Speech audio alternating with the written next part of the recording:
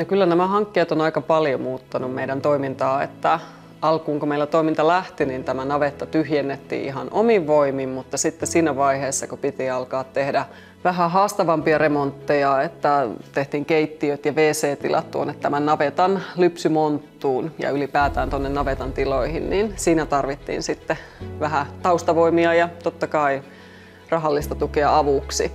Niin sehän muutti tämän toiminnan täysin, että täällä ylipäätään pystyttiin sitten pitämään juhlia ja mitään tilaisuuksia.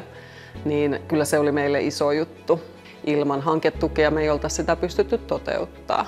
Kyllä se on muuttanut paljon ja monipuolistanut ja ennen kaikkea nopeuttanut sitä, että me ollaan pystytty kasvamaan ja ottaa uusia toimintoja ja aluevaltauksia meille repertuaariin.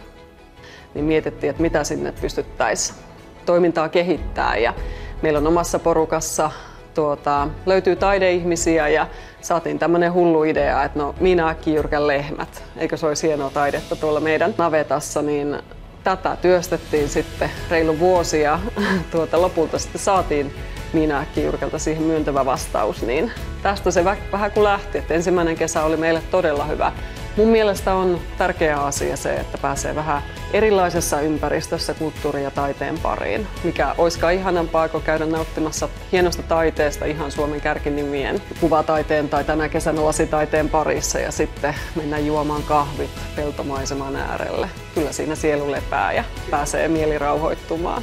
Mä uskon, että tämä meidän majoitushanke, mikä siis tukee tätä meidän juhlatoimintaa täällä navetassa, että me tosiaan hankittiin ja remontoitiin tästä läheinen kiinteistö majoituskäyttöön, niin mikäli siihen ei oltaisi tukea saatu, niin se olisi kyllä meillä jäänyt tekemättä. Tänne on nyt monenlaista tapahtumaa sitten ideoitu ja toteutetaan.